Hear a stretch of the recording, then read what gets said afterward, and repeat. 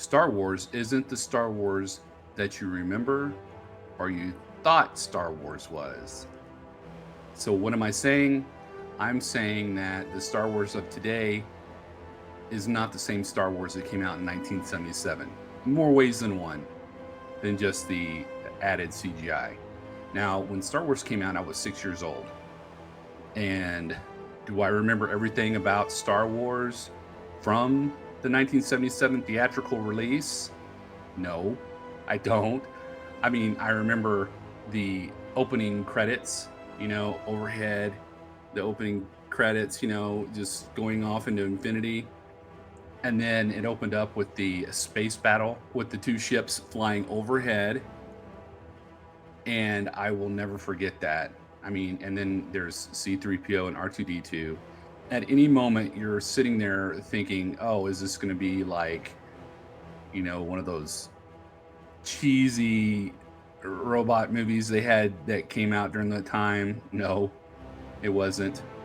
I think one of the things that made it different than anything else was everything wasn't shiny and spectacular looking. It was used and worn, seemed like more realistic than what other movies had done. And I just really liked that, especially at 6 years old. You know, it was such an impression on me. I was impressionable when I saw Star Wars. There was nothing else I wanted to do. I mean, like I said, and then you have young Luke Skywalker come out and all these other things. Well, George Lucas thought that it was not enough for what he did. I mean, I fell in love with the 1977 version of Star Wars. I think a lot of people did, you know, and he came out later on and just gradually added all this other stuff. Like there was Jabba the Hutt that was in the hangar bay with the Millennium Falcon when Han Solo went in there, and he was a human, a big human with like, the furry vest and stuff.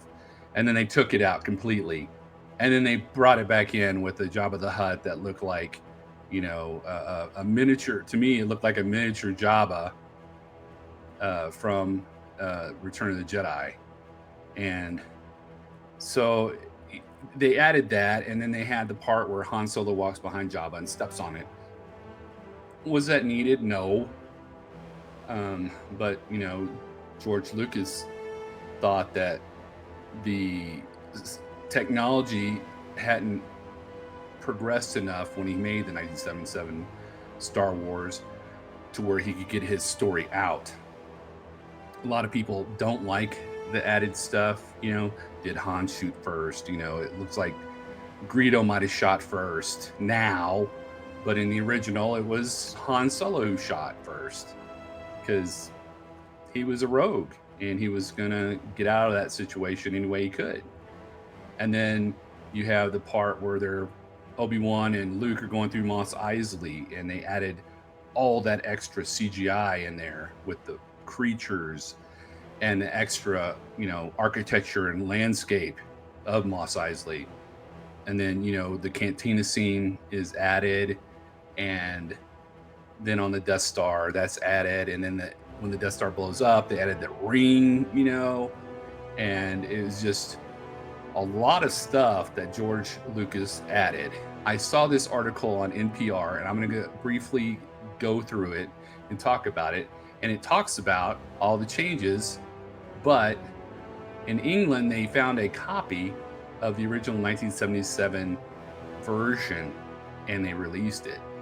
And I thought at first it was bootleg because, George Lucas didn't want anybody to see the original 1977 version anymore.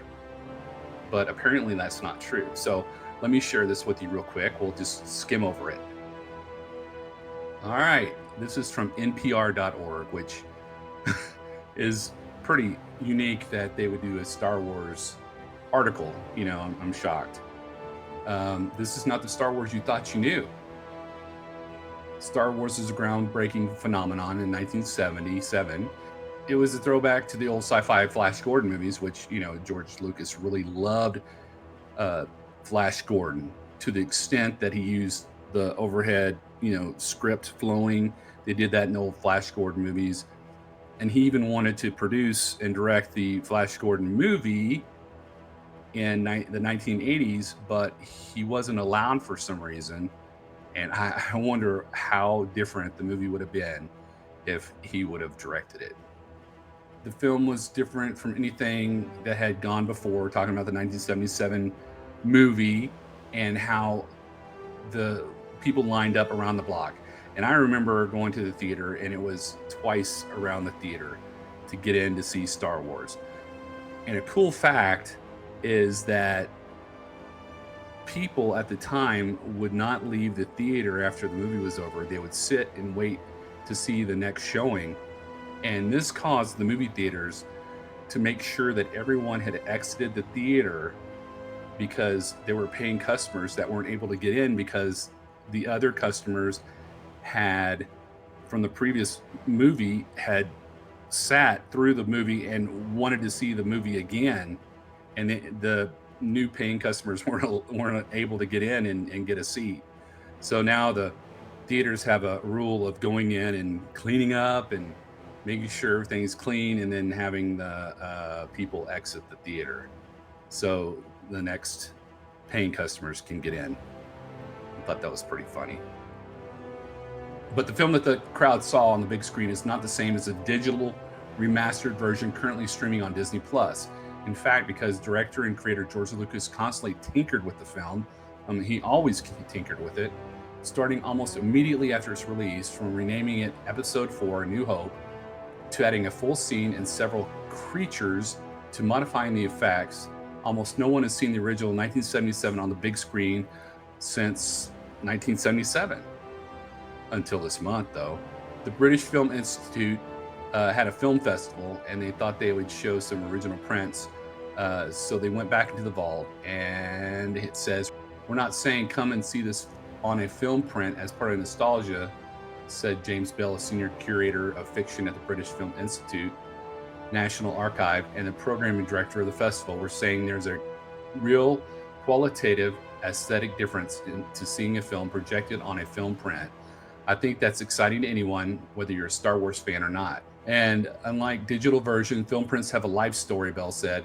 "Every time it's projected, there's a subtle change to it. You wonder, when in the intervening years did that scratch happen? And over time, it kind of builds up, and bumps and bruises and scars of its life. It's a tangible reaching back through history, and that to me is really exciting." And I thought this part was really cool, talking about the different kinds of film that they used to record the movie. And it said, "What's particularly special about this print is that it's a dye transfer IB Technicolor British release print. Most Star Wars prints in the US and elsewhere used Eastman color film, which color fades over time, giving a brownish or pinkish tinge. But most of the British prints use Technicolor film, which retains its original colors." I wish I could have gone and seen it. That sounds really neat. The other special thing about this particular version is that it has the original crawl. And if you didn't know, I think in 1980 or 81, when Empire Strikes Back, that's around the time George Lucas took the original crawl from Star Wars and changed it and put it Episode 4, A New Hope. The other special thing about this particular version is that it has the original crawl, those words at the beginning of Star Wars that seem to shoot off in the middle distance. After The Empire Strikes Back was released in 1980, Lucasfilm sent distributors a new crawl to attach to the film, which included the name Episode 4, A New Hope. Like I said, the BFI found a copy of the original crawl and reattached it to the print. Fantastic. Sell it to me. This only in Britain print in the BFI archive is just one of many British connections to Star Wars. Much of the film was shot at the less expensive Elstree Studios outside London, and the cast include British actors like Anthony Daniels and Alec Guinness and many more. And if you haven't seen it on my channel, I did a video interview with Roger Christian, who was there at Elstree Studios with George Lucas. He's the guy who created the lightsaber. He did the Millennium Falcon. He went to Tunisia and built some of the stuff there. And he was there at Elstree Studios, so that was pretty cool. It was surreal talking to a guy in person who was part of Star Wars. It's something I will treasure forever. You know, it's funny saying that, but it's true. So here it says, which I thought, Lucas, however, has been clear that this is not a version he wants people to see. Lucasfilm has previously only permitted screenings of the special editions, which include the changed scenes and enhanced effects. He said, George said, it's like this is the movie I wanted it to be. And I'm sorry you saw a half completed film and fell in love with it, but I want it to be the way I want it to be, he told Associated Press in 2004. But he released it in 1977 and people fell in love with it then. So he should have left that alone and just did a director's cut or something, you know, like they do these days.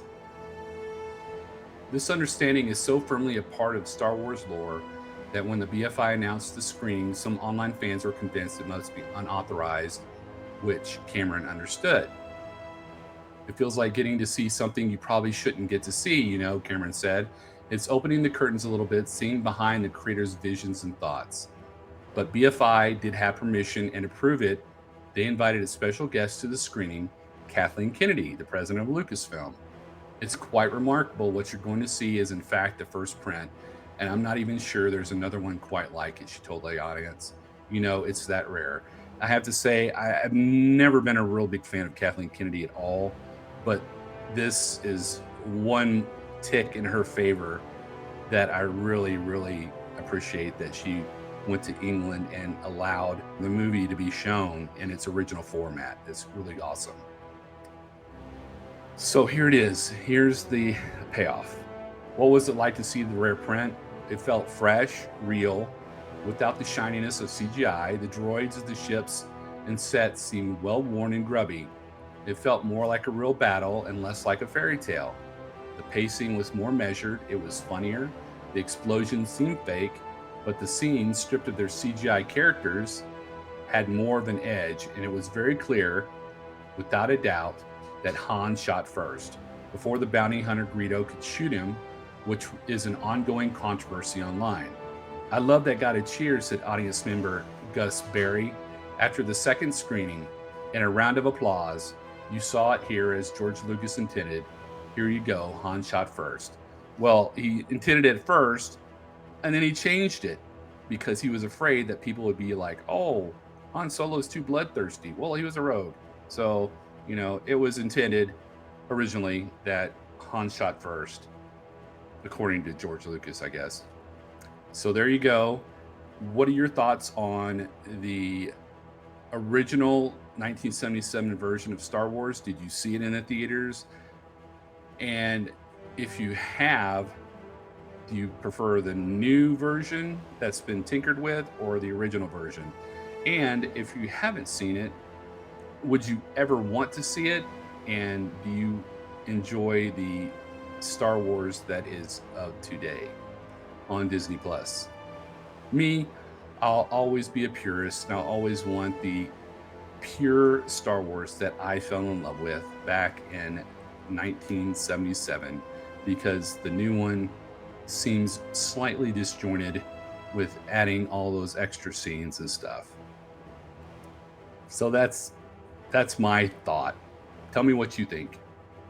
Anyway, if you haven't seen my last video, it talks about how Mark Hamill discussed how Luke really died in The Last Jedi.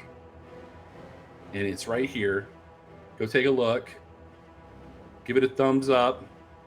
Give it a like. Give this video a like and subscribe. And remember, the Force will be with you always.